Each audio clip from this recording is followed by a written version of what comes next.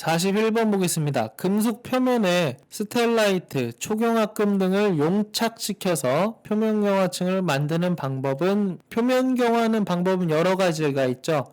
대표적으로 가장 일반적으로 쓰는 탄소를 침탄시키는 침탄처리법, 그리고 세라다이징, 칼로라이징 같은 금속을 침투시키는 금속 침투법, 또는 용착이라고 해서 높은 열로 합금을 만드는 층을 만드는 것을 하드 페이싱이라고 합니다.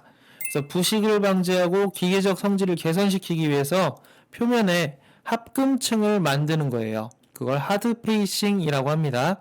정답은 4번입니다. 44번 보겠습니다. 철강 소재에서 일어나는 다음 반응은 무엇인가?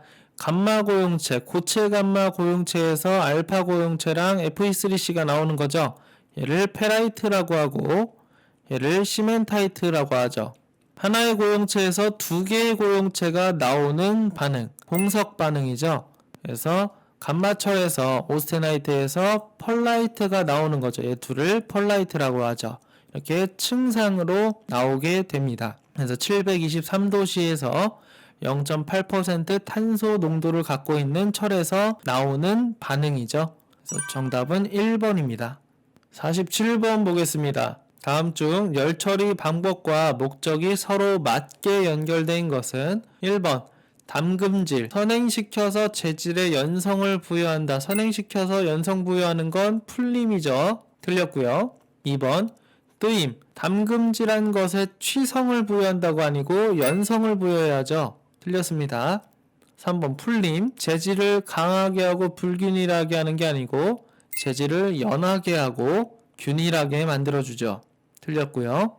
4번 불림, 재료의 결정 입자를 미세하게 하고 조직을 균일하게 한다. 그래서 노멀라이징이죠. 결정 입자를 미세하게 해주기도 하고 가장 큰 특징은 조직을 균일하게 표준 조직을 만드는 열처리 방법이죠. 정답은 4번입니다. 51번 보겠습니다. 체인 피치가 15.875mm, 이수가 40개, 회전수가 500rpm이라면 체인의 평균 속도를 물어봤습니다. 평균 속도는 체인 피치 곱하기 이수 곱하기 회전수죠. 그래서 체인 피치가 15.875고요. 이수가 40개, 회전수가 500rpm이죠. 얘를 계산해보면 317,500이죠. 근데 단위를 잘 봐야 돼요. 밀리미터 퍼 미닛입니다. 여기 보면 밀리미터고요.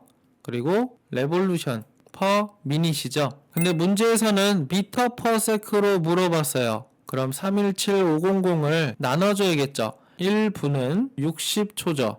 초로 바꾸려면 60을 한번 나눠줘야 되고요. 그리고 1m는 1000mm죠. 1000으로 나눠줘야지 얘가 미터 퍼 세크로 단위가 변환이 됩니다. 그래서 얘를 계산해보면 약 5.29 정도가 나오죠. 단위는 미터 퍼 세크이고요. 가장 근사한 값인 2번이 정답입니다. 52번 보겠습니다. 10kN의 인장 하중을 받는 한 줄 겹치기 이음이 있다. 여기에서 리벳의 지름이 16mm라고 하면 몇 개 이상의 리벳을 사용해야 되는가 라고 물어봤죠. 그리고 리벳의 허용 전달 능력을 주어줬습니다. 하나의 리벳이 버티는 하중을 알려면 여기 파괴 단면적을 알아야겠죠. 이렇게 당기게 되면 결국에는 이 부분이 파괴 단면적이 되기 때문에 이 힘은 전단하중 곱하기 단면적이 되겠죠. 전단하중 곱하기 파이가 원형 단면이니까 4분의 파이 d 제곱이라고 계산할 수가 있겠죠. 한번 계산해보면 허용 전달 능력이 6.3메가파스칼이죠. 메가파스칼은 뉴턴 퍼 제곱밀리미터니까 그대로 써주기로 합니다. 그리고 4분의 파이는 그대로 써주고요. 리벳의 지름값이 16mm죠.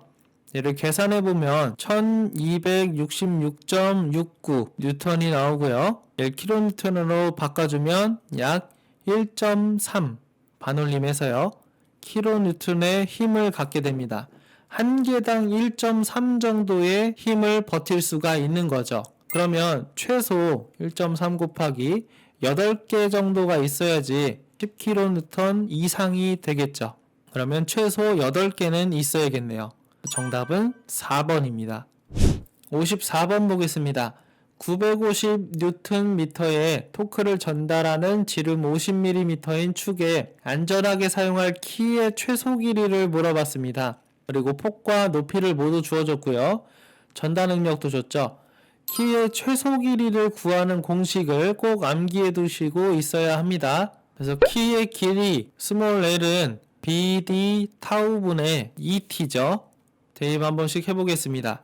여기서 B는 폭이죠. 폭은 높이와 같은 값 8이죠. 다음 스몰 d 값은 축지름 값이죠. 50입니다. 그리고 타우 전달 능력이죠. 뉴턴하고 밀리미터의 단위니까 그대로 쓰겠습니다. 그리고 2 곱하기 토크 값이죠. 950 뉴턴 미터래요. 근데 미터 단위죠. 밀리미터 단위로 바꾸려면 950 써주고 1000을 곱해주면 밀리미터 단위로 바뀌겠네요. 얘를 계산해주면 59.375가 나오고요. 밀리미터 단위죠. 그래서 최소 59.375 이상이어야지 키가 파괴되지 않고 안전하게 사용할 수가 있죠. 정답은 64번이 되겠습니다. 59번 보겠습니다. 코일 스프링에서 코일의 평균 지름이 31mm, 소선의 지름은 4mm입니다. 이때 스프링 소재의 허용 전달 능력이 340MPa일 때 지지할 수 있는 최대 하중을 물어봤어요. 최대 하중 공식이 있죠. P는 8 라지 DK 분의 타우 파이 스몰 d의 세제곱 해서 지지할 수 있는 최대 하중의 공식이 있습니다. 우리가 모르는 미지수들이 많으니까 하나씩 찾아봐야 되죠. 일단 C를 한번 찾아볼게요. 스프링 지수를 계산해야 됩니다. 스프링 지수는 소선의 지름, 재료의 지름이죠. 스몰 d분의 코일의 평균 지름, 라지 D죠. 스몰 d가 어디 있냐고 하면 소선의 지름 여기 있습니다. 4mm죠. 그리고 코일의 평균 지름이 32래요. 그러면 스프링 지수는 8이 되겠습니다. 그 다음에 친절하게도 응력 수정계수 K를 구하는 공식을 넣어줬죠. 이제 K 값을 구해 보겠습니다. 4C-4니까 우리는 C 값을 알고 있죠. 바로 대입해 보겠습니다. 4C-4 그리고 4 곱하기 C 8이죠. 그 다음에 마이너스 1 플러스 C 값은 8이고요. 그 다음 0.625 얘를 계산해보면 약 1.184가 나오게 됩니다. 이 공식을 바로 외울 수도 있고 이 공식을 여기에서 얻어낼 수도 있죠. 최대 전달 능력 파이 d의 세제곱에서 8pdk 이 공식을 더 많이 외워둘 거예요. 그래서 이 공식에서 t 값으로 정리를 하면 이 공식이 나오죠. 그래서 얘를 이제 대입을 한번 해보겠습니다. 8 곱하기 라지 t 값은 평균 지름이죠. 32 그리고 k 값은 응력 수정계수 1.184 아까 계산했었죠. 그 다음 타우 값은 어디 있었죠? 허용 전달 능력이죠. 메가파스칼은 뉴턴 퍼 제곱밀리미터와 같다고 했죠. 그러니까 그냥 써도 되겠습니다. 340에 파이는 그대로 써주고 다음 스몰 d는 소선의 지름값이죠. 4의 세제곱 얘를 계산해보면 225.53이 나오고 단위는 뉴턴이 되게 됩니다. 단위가 문제에서 요구하는 단위와 같죠. 그래서 가장 가까운 값인 3번이 정답입니다. 60번 보겠습니다. 축방향으로 32MPa의 인장 응력과 21MPa의 전달 능력이 동시에 작용하는 볼트에서 최대 전달 능력은 몇 메가파스칼인가 라고 했죠.